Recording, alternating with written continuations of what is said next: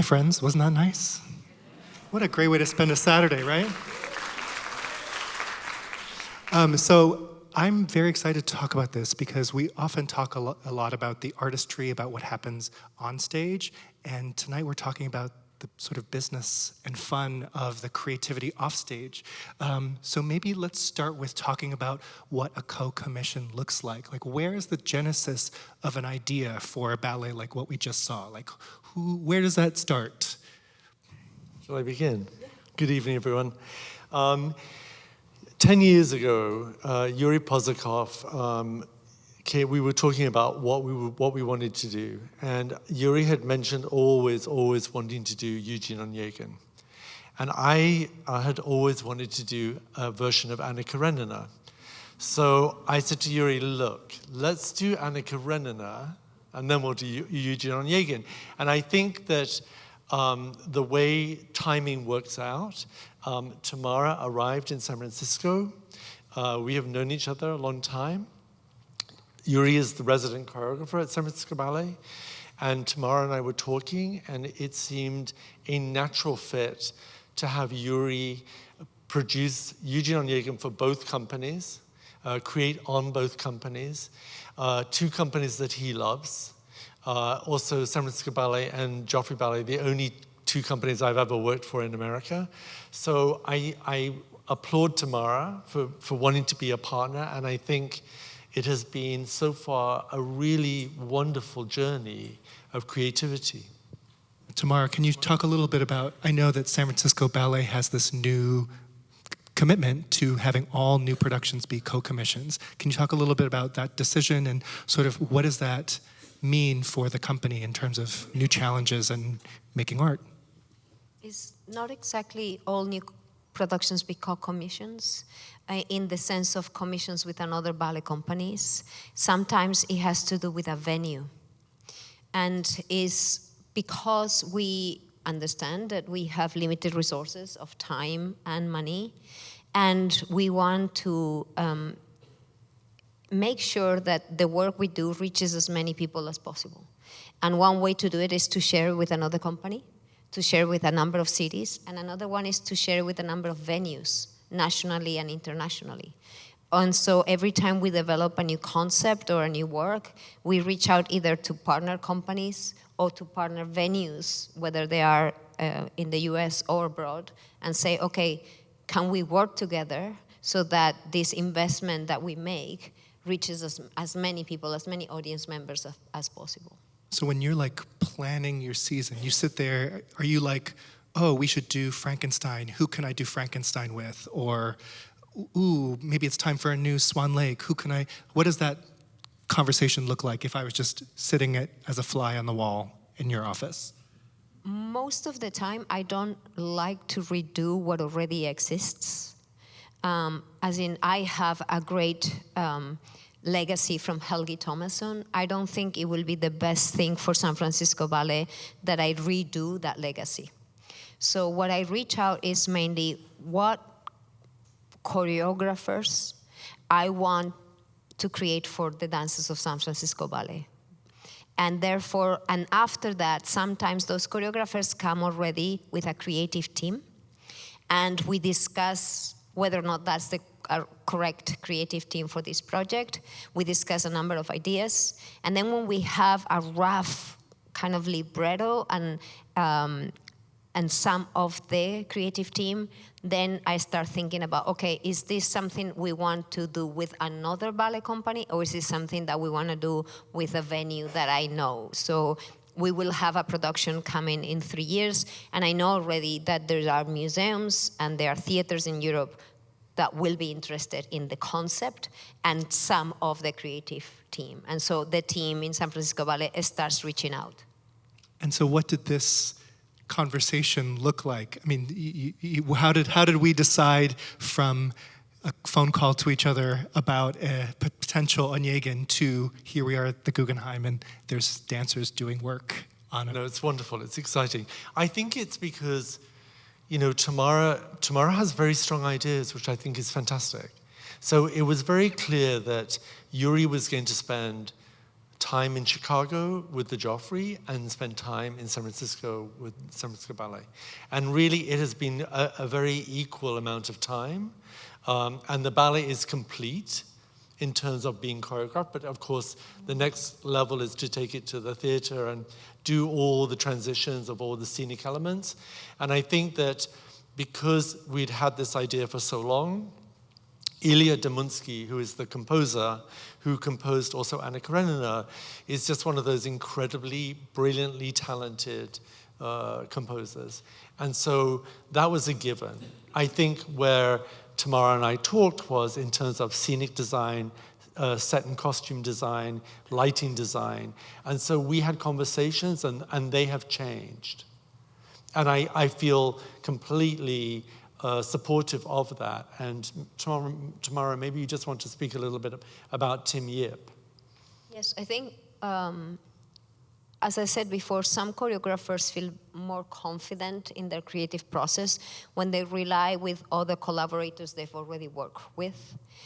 I try often to move them into at least adding someone new to the cocktail, because otherwise you do risk every single one of your productions looking and sounding and feeling the same.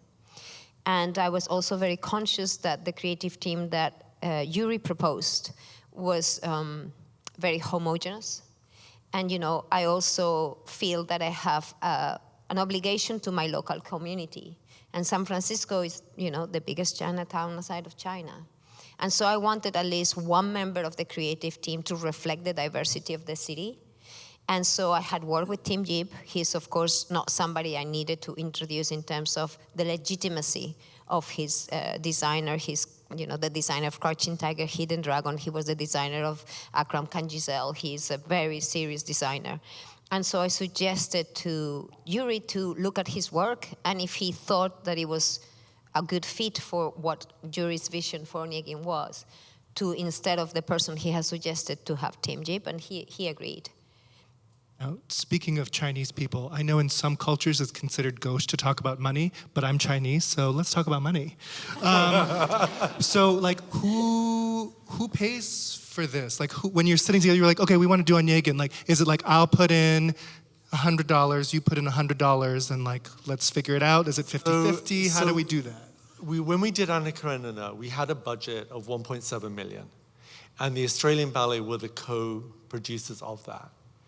And that was quite a while ago. So we realized, we have the Joffrey Cody Chen, who is a brilliant, brilliant general manager. So you look at what the cost of things is today. And we set a target of $2 million. So that would be whole production. For the whole production.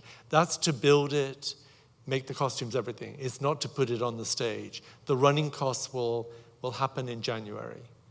But I think that both organizations felt that $1 million apiece would be absolutely doable. And I think that in very short order, we both raised that money very, very quickly. And is there something maybe with a co-presenter, like a co-commission, you actually might be easier to raise money from donors, would you say? What do you think? I'm not sure. I think another thing to think about as well is time. I always feel that those are the two biggest challenges. Most people think that for the performing arts is money, but actually often is time. And giving Yuri twice as many weeks of creative process has been an amazing gift. And we're also doing something different in that we're doing a preview, which ballet companies almost never preview their performances. But this is something I learned in London. And, as a performing art, our competition is not another ballet company, it's Broadway. Netflix. And they do 6 months of previews, yeah. To refine a piece of work. And very often ballet companies invest $2-5 million, and we give ourselves a day and a half in the theater before opening night. It's madness. So this time... I agree with you. This time, we have allowed ourselves to have a whole week of technical rehearsals, a preview with an invited audience, and then more time after to do changes. So I think when you have a partner, by taking away some of the press or the pressure points of both financial but also time, you can do things better. So do you foresee a change in the piece from when it premieres in San Francisco to when it goes to Chicago? Are there tweaks? I think that we will know more when we put it on stage in San Francisco in January. I don't think Yuri's a person to drastically change anything. There are some things that I think we all agree that need to be clarified. But going back to the financial thing, is that when you do, as Tamara said, when you split work weeks, that's a huge amount of money. 1 week of payroll for a company is a lot of money. So divide 12, half, it's really So does that mean like it's doable? he does Act 1 in San Francisco and Act 2 at the Joffrey, and then you guys sort of learn the other We piece? do. Like, how did we that do. work? And with this particular production of Eugene Onegin, it is in 4 acts, but there are 1 and 2 go together, 3 and 4 go together. Is that confusing for the dancers, where they don't? I think it's the way it falls within the book, because it's very much about the seasons, spring, summer, autumn, winter. And so Yuri's laid it out that way deliberately. Now, are there, as you're thinking about these new commissions, do you also feel this pressure economically to have to do Swan Lake and Nutcracker and all these other sort of warhorse canon? How do we find the balance between creating new work that's going to bring in new audiences and sort of the stuff we have to do to survive? Or maybe not, challenge that idea. I will, if you let me. I think... I will too, Tamara. Yes. I actually dislike this fashion of diminishing Nutcracker and Swan Lake. The reason why they survive is because they are masterful pieces of work.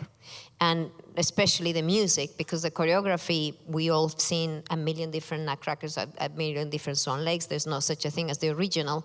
I know, but I believe that. And so the music in itself and the themes of those pieces are good enough that they have lasted this long. They're also incredibly important artistically for the dancers because they make them better dancers, especially if you stay close enough to petit pas. There is something about petit pas choreography that makes you a better dancer just by doing it, by rehearsing it. And then it is very often the first point of contact for the audience. The audience that doesn't quite believe that ballet is for them will most likely take a chance in titles that they have heard before and that they are not as challenging or as obscure. So I love Nutcracker and I love Swan Lake because they bring in new people to our art form. I will say we do 37 Nutcrackers. I would probably prefer not to have to do 37 Nutcrackers. So I think that's where the confusion gets, in that perhaps we could do Nutcracker once every 3 years for 12 performances if we didn't have to rely on Nutcracker to pay the bills. But that's not because I don't want to see Nutcracker ever again. It's that because we are forced to do so many of them and so often. And it allows for so much else. So, Nutcracker it's a very special work.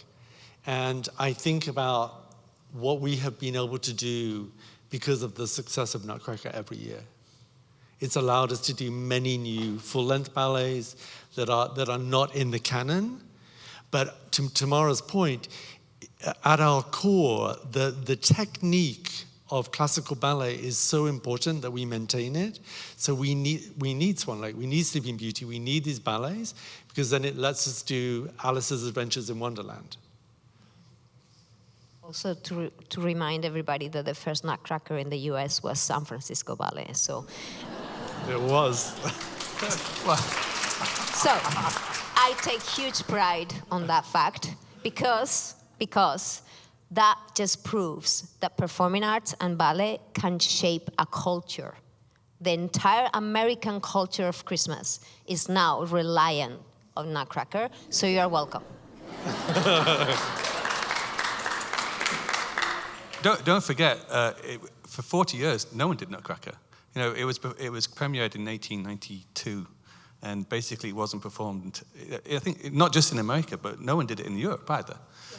So yeah, So when you start these new ballets, we may do Onegin now. Maybe it doesn't come out for another 40 years until someone has another go at it. All these are really important works to start now. So do we need like a, Indigenous Peoples' Day ballet, a Labor Day ballet? Like, do we need other holiday-related, We have Frankenstein for Halloween. There we go, Frankenstein for Halloween. Thinking too about creating new work against the canon. So much of our canon is by dead people. And so as living artists, we're not just competing for work with each other, we're also competing against legacies from choreographers like Balanchine, Petipa. So you both are champions of creating opportunities for underrepresented voices, female choreographers. So how can this co-commissioning model actually create more opportunities for folks who you might not have seen a ballet from before? Again, by sharing resources, we multiply opportunities. Also, by communicating and collaborating with colleagues, we find out things that we haven't seen. We all have limited time, and I haven't seen every choreographer that exists, and I will know somebody, and he will know somebody, and hopefully there'll be more opportunities where it coincides that our vision and that person's choreography style or narrative or whatever makes us want to work together. But I think just by the mere fact of sharing resources, it just multiplies opportunities. But I also would like to say there is a very good reason why Ashley and myself want to invest in new voices. A, to continue to have our art form that we love be relevant, but B, because we have a very small canon. We're not like theater. We don't have thousands of classics. We're not even like opera. We really have about 10 works we rely on. And so we do need to expand our own canon. Yeah, and I would just add to that, we have a responsibility to the young, living, talented artists of today to give them that platform for their work to be seen in every way, design, choreographically, musically. So on that note, what are we about to see next? I think there's more dancing ahead. Can we talk about what the first little bit we saw before and what we're about to see next? So the first work you saw Josh and Katherine and as Onegin and Tatiana. And this is kind of the first time alone. Onegin has inherited the land from his uncle. He comes invited by his friend Lenski to the house of Tatiana and Olga. Olga and Lenski are engaged to be married. And Tatiana is this romantic older sister that is always in her books. She has a very romantic concept of love. And this mysterious man, Onegin, who lived in Moscow, he seems to be more interesting than the rest of the men around the countryside, comes with Lenski, and she starts dreaming about this possible love. And he sees her. He's not really that interested, but he has nothing better to do. And so he plays with her. And that's what you saw, a playful encounter where he teases the idea of love to her without understanding how the depth of emotion of Tatiana and how it will impact her and how it will ricochet in a chain of events that will change everybody's life. And what we're about to see is Victoria Jaiani from the Joffrey Ballet and Jo from San Francisco Ballet doing the letter scene. So she is writing her letter to Onegin, and then she gives the letter to the nanny, and then Onegin reads the letter, and you will see the physical reaction. And I think just before we get to that, Martin, we should just talk a little bit about Ilya. Ilya Demutsky is a 40-something-year-old Russian composer. I first met him. He actually went to San Francisco Conservatory of Music, which is where Yuri met him. And he's been a long-time collaborator with Yuri. I think our first one we did in San Francisco was probably 10 years ago. And Yuri has used him for many of his ballets, Anna Karenina and other ones, Coco, and Nureyev as well. it's really difficult to know the future, but from my point of view, Demutsky is really one of the greatest talents I've ever come across. He has this extraordinary ability to synthesize the past and the future in one, very much like Prokofiev did. He would write lovely tunes, but then you listen to them and you think, oh, I haven't heard that one before. Something's changed about it. And he has this incredible ability to take really simple themes and transform them over the period of time. So the inner feelings of the characters are made really clear in the music, and then through the choreography later. So this letter scene is the first pas de deux. You hear this sort of very nervy, kind of stilted start. You know, it's a bit lumpy because they're a bit, especially Tatiana's kind of a little bit. Nervous about things, and then as the pas de deux gets going, the same theme's coming. You probably didn't even recognize it, but the same things keep coming back, recomposed, and so by the time they're dancing together, it's a huge music, and you've got through this whole sequence of events, and you think, we've gone through a journey, and as a listener, you realize you've been through a journey, but you haven't necessarily noticed it. And so in the letter scene, this is a good example now. She starts writing this letter. She's nervous about writing a letter. She doesn't know how to tell someone that she loves him. And so she's nervously writing these things. And in the midst of this particular scene, Demutsky starts bringing in some themes that he then uses throughout the entire ballet. I call it the kind of the love theme. It starts, and it's a really simple theme. I don't know if Mongo's there, you can't play it. Never mind, you'll hear it later. But without hearing the whole ballet, it's really hard to explain just what an amazing genius, someone who can take something that's so simple that any 3-year-old could play on the piano, like 4 different notes, but transform those notes into something that has extraordinary. Can we just hear that so we know what to listen for when we see it? You guys want to hear that, right?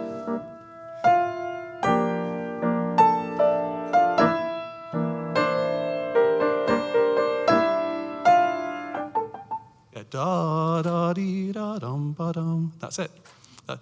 That's the first time she really says she believes that maybe there could be some love between them. I'm not going to say any more because we'll hear it later, and maybe we'll talk about it later. But just Demutsky himself is just an absolute genius, because this ballet also has everything you want from a big grand Russian ballet. It has polonaises and mazurkas and all the other things and waltzes like you'd have in any Tchaikovsky by a Prokofiev ballet. But they're all different. They're completely new. I could go on. I'll stop. We will. We will go on. Well, we have another section, okay, so don't worry. We'll be back. Let's see some dancing, friends.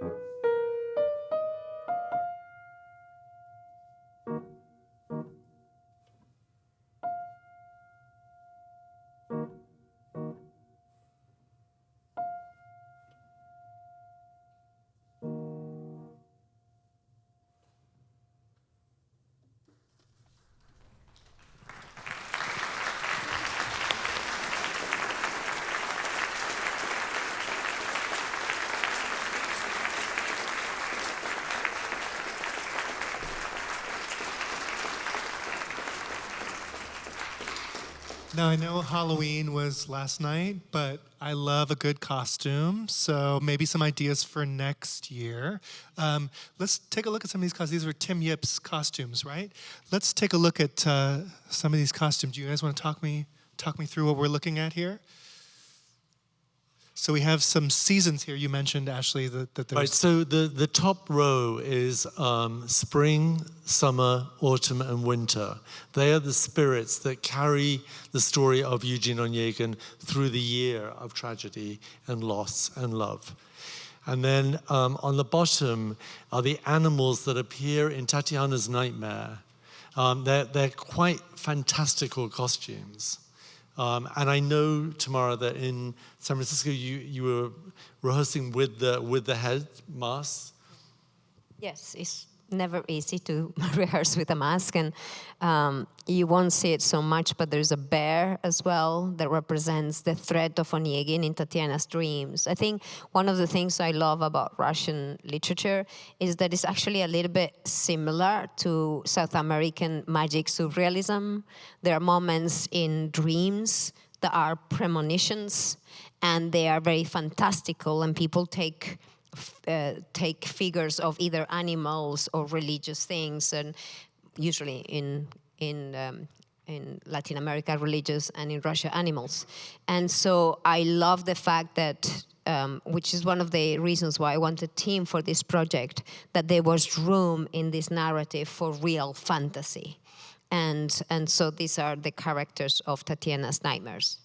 So both of those are more the spirits, the fantasy, and then when you get to Onegin and Tatiana and the ballroom, it's like stunningly beautiful, very period. Let's take a look at that, shall we? Next slide. Ooh. Tell me more about these. What are we looking at here? So the first one, I think, is Country Ball Couple. It says underneath. Tatiana is in the middle, then Olga, and then another military officer. So those are like the accurate period costumes that obviously are adapted to be able to dance on them. And what you can't see is that every single costume is individually. So it's not like there are 8 or 12 of the same thing. They all have the most incredible color palette and detail. I mean, they're exquisitely made, and they're beautiful fabrics. So it gives a beautiful texture on the stage. And Tim's costumes against Tom Pye's design, and Jim French's lighting with Finn Ross's projections make it a complete picture. Can we take a look at the next slide as well? I think we have one more slide of costumes. So this is towards the end of the ballet, the last ballroom scene. And again, you see the winter kind of ballroom attire. And so the ladies with the ball couple one, but like Ashley said, every couple is different. Every individual within a theme and within a range of colors, but each of them are different. You see Tatiana has changed now. She's a married woman, a very confident woman. And then Gremin is her husband. Olga has also changed. She has kind of let go of her innocence and her frivolity, and she's again a more mature character. And then you have a military officer as well, because Russia was always at war with somebody. Still are. I like. There's also a difference between the country where Tatiana comes from and the Moscow and the stateliness that she ends up at. Great. I want to talk a little bit more about the music. What was the process of selecting a composer? Did you guys have to all sign off on it? Like, what if you're like, oh, but I want this composer instead? What was that conversation like? I mean, I think that it comes back to what Martin said about Ilya being in San Francisco and Yuri finding Ilya. And I totally agree with Martin. Ilya is a really rare, real thing. He's a brilliant young composer. And when you hear his music, especially when it's orchestrated, it has everything you want. He's one of the best orchestrators I've come across, really. He knows exactly how to get what he wants in the orchestra in completely new colors that you never dreamed of. I think so. I mean, Yuri has what I love about Yuri as a choreographer is that he's really keen on doing works to new music, which is often not the case with choreographers. They like to know what they're going to be doing, that this is the music I heard on Spotify last week, this is what I want to do. And, and there's a need for that. But Yuri has a great vision, so this is what I want. And he's worked with lots of composers, in San Francisco Ballet and elsewhere. But there's something about his relationship with Demutsky that is very trusting. And I think so choosing him for this project with Demutsky's, Russian background, he lives in Nice now, but he's so steeped in the tradition of the Russian music. He brings in these styles that he just completely innate. He makes a mazurka which is completely wrong, but sounds exactly right. And just an incredible brain. I wish I could do that. I really do. Are there ever moments in the creative process where either one of you as the artistic director might step in and say like, ooh, I don't like that idea, or like, ooh, that sounds bad, or I don't like that pas de deux, can you change that? Or are you guys hands off? Like, what is that? Is there any input? I think there is input, but not in that manner. Sorry. The times have changed, I guess. They have. I think I have, for example, Yuri is a very passionate man. And there was a moment where we were reaching the last week of creative process, and we had never put the ballet together. And Yuri would not do it. He would keep tinkering with things that were perfectly fine. And so at that point, I did step in as artistic director. I said, Yuri, I will not allow you to change anything until you watch your own ballet. And once you see it, whatever you want to change, I will support. But you cannot keep avoiding it. And that's very normal. It's very scary to do a run-through of a ballet as a choreographer. The first time you put everything together, some things that work immensely well in isolation now don't, and some transitions you forgot, you actually forgot that there was a transition between the letter scene and the ballroom. And so it's a very scary thing, but I did make him do it, and thankfully it went really well. But that was kind of the only thing. And I think it's like with any artist, you really want to support them. They need to know that you have their back. And there have been times with Yuri, because I have known Yuri a long, long time. We shared a dressing room together at San Francisco Ballet. We both had ideas about what we wanted to do when we were retired. So I've always had a dialogue with Yuri, and there have been times when you have to say, Yuri, I'm just not sure about this.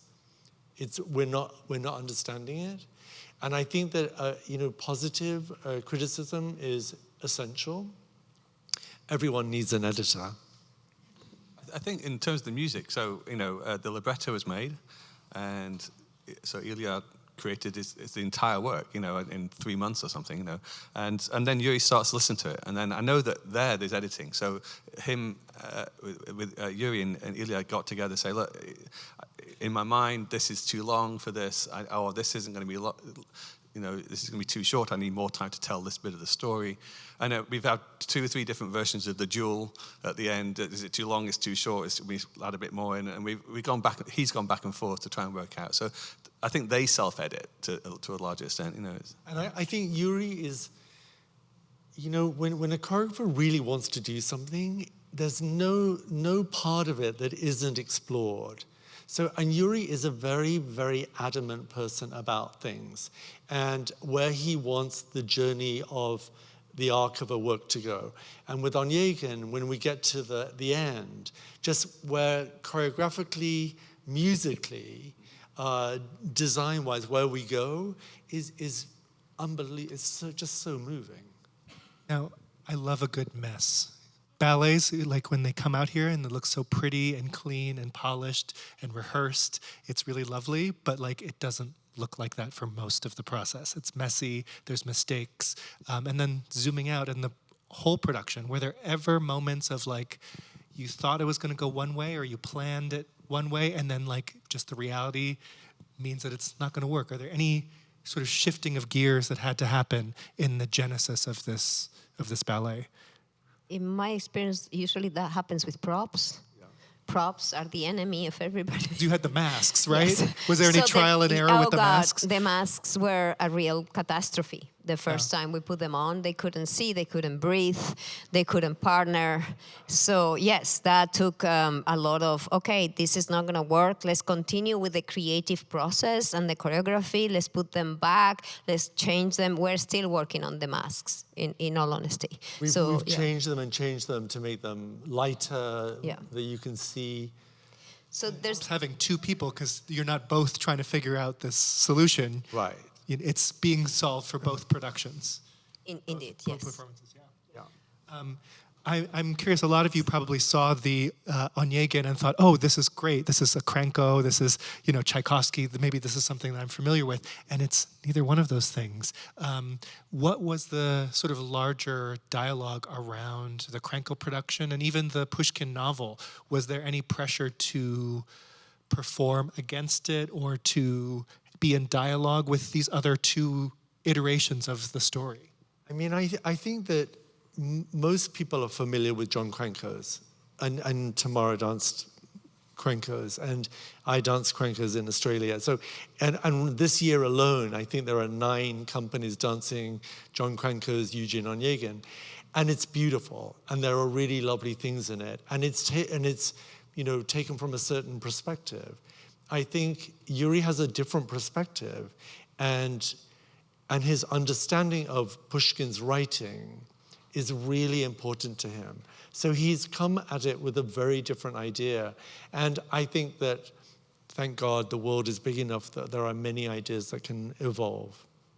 I also think, to follow up on Martin's point, Krenko's Onegin originally was supposed to take the score of the opera, and he wasn't allowed to use it. And so he did an amalgamation of Tchaikovsky's existing music, which sounds beautiful. I feel that it's very important that we commission new music, because very often that is the only legacy we can really rely on as an art form. I don't know that we will be able to preserve this choreography for 100 years, but the music will exist. And so, again, in terms of investing in the creators of today, having new scores for our art form is very important. And so I was delighted that Yuri didn't want to reuse something existing or reuse what John had done and just commission a piece of work specific for this ballet. From my point of view, I think, Krenko I love doing the Krenko version, but it's a story, right? It's a story but with Yuri, he loves literature. He reads everything. And so in many ways, it's much more close to the nature of the book, which is just this romantic guy telling you a story and about their fortune tellings and dreams and things like that. And, if you read the book, the actual storyline is really the least important part of it in many ways. It's in verse to begin with. It's not a verse, novel. So you just enjoy the poem. verse for what it is. And so with Yuri, the actual storytelling of Yuri's version is done pretty quickly. But everything else about it gives you the overall view about what this whole thing is about. You're living someone's life through the seasons, and I love the way that Yuri used the seasons, because he does. I think he changes that slightly because it's not in one season after another in the book. But the idea they're always mentioned, so he just brought that as a unifying feature but in his own poetic way. I think it's beautiful. It's definitely the thread. Yeah, absolutely. Yeah. I think too, like with these new works, they really have to speak to the audiences today for them to be successful. So, like, why Onegin? Why this Russian story in this moment? What can American audiences learn or experience, or what is the journey that we need to experience as audience members in 2026 for this story? I mean, I think that they're universal stories. I think that if you look at the greatest novels that have been written or prose that has been written, I think Anna Karenina and Eugene Onegin are right up there at the top. And they've been translated into every single language in the world. So they clearly, what it shows us is that humanity is something we all understand. We understand the complexities of relationships, of who we are, of what happens in life. And so it's for me, it's a very universal point of view.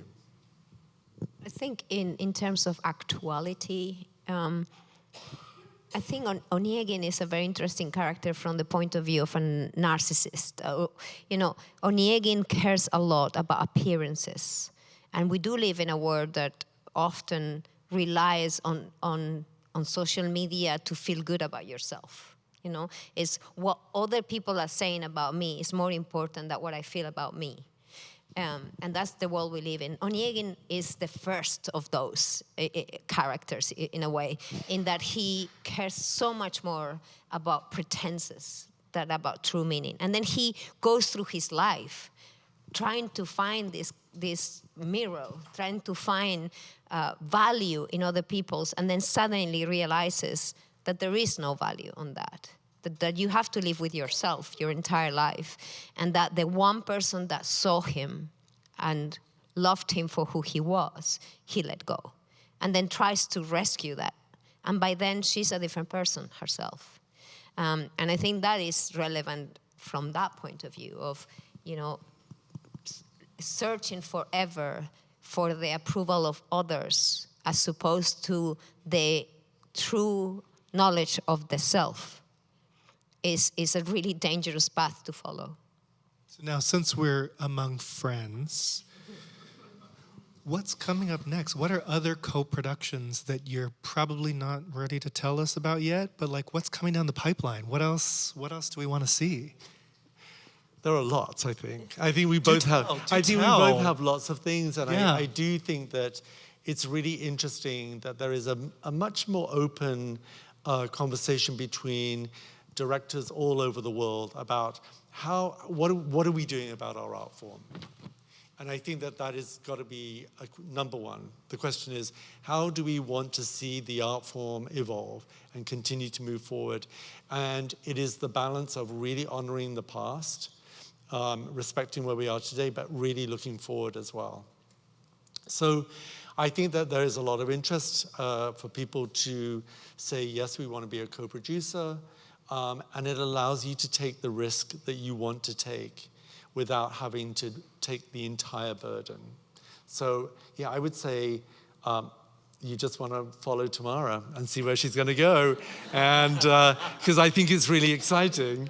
And thank you. And I'm excited for the Joffrey. I think there are many wonderful things that we have already started to plan 3-4 years from now. Because I think that we've also learned that we have to be way ahead of the game. We can't, do it season to season. But what is a long-range artistic financial plan for an organization that is sustainable and doable?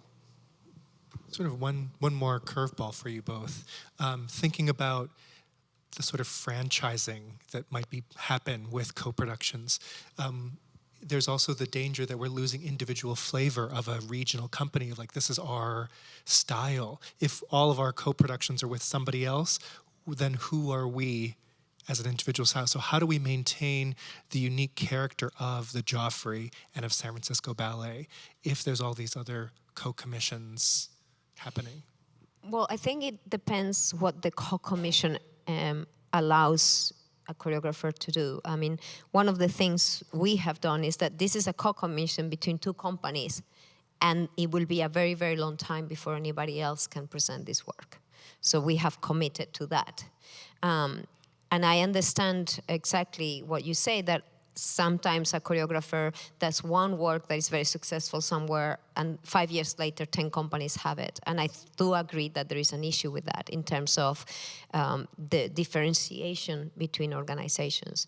But I do think that in this case, both Ashley and I have very clear visions for each of our companies.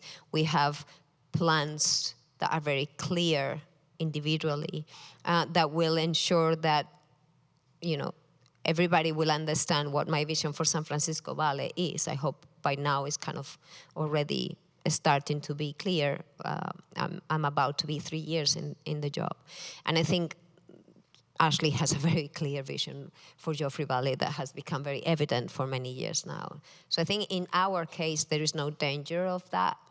And also we've been very disciplined in how we commission our work, in allowing us to have exclusivity of it for enough time for us to perform it more than once in San Francisco, but also to tour it internationally, to tour it nationally, and so to own it for enough time. But then if eventually the choreographer decides to bring it somewhere else, is a work of San Francisco and Joffrey Ballet.